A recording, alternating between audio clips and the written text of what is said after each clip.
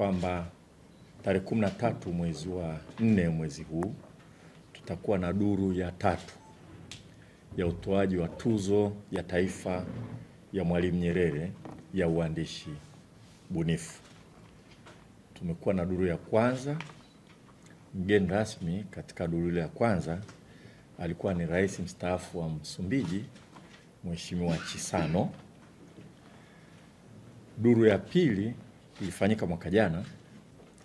Mgeni rasmi alikuwa ni mshindi wa tuzo ya Nobel ya uandishi bunifu Profesa Guna, ambaye asili yake ni Tanzania, upande wa Zanzibar.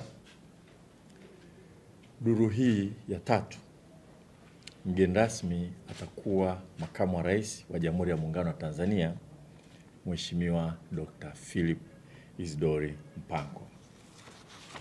Shughuli hii itafanyika hapa Dar es Salaam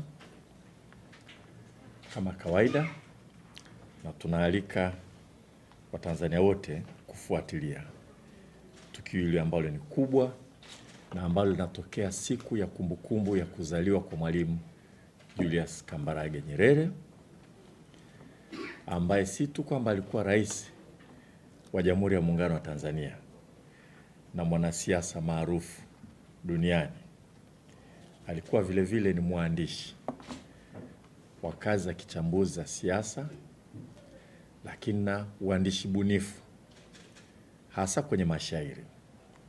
Ana kazi nyingi sana za mashairi aliyoandika ambayo mpaka sasa hivi yanatamba kwa ladha na maudhui mazuri. Na vile vile alitafsiri vitabu vya mwandishi nguli wa Uingereza William Shakespeare, vitabu viwili. Alifanya kazi ya kutafsiri wakati bado ndio kiongozi wa nchi yetu. Kwa hiyo alikuwa anaweza kutenga muda wa kufanya shughuli za uandishi bunifu wakati anaongoza nchi yetu. Kwa hiyo tuzo hii imepewa jina la Mwalimu Nyerere kumenzi kama kiongozi wetu, muasisi wa taifa letu, lakini vile vile kama Mtanzania aliyekuwa mahiri sana katika uandishi bunifu. Na lengo la tuzo hii kama alivyoeleza Dr. Komba, pamoja na kuwatambua kitaifa na kuwazawadia waandishi mahiri wa uandishi bunifu katika nyanja mbalimbali za uandishi bunifu kama ambavyo Profesa Penina Mlama ataelezea, ili kuwatia moyo, kuwatia shime na kuhamasisha waandishi wengi wajitokeze kuandika, kwa kujua kwamba utakapoandika unatambuliwa na taifa lako.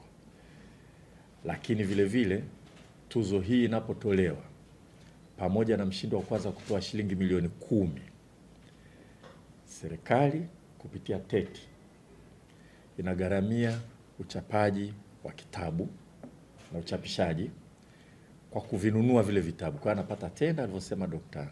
Komba, kuhakikisha kwamba kile kitabu kinaingia mtandaoni.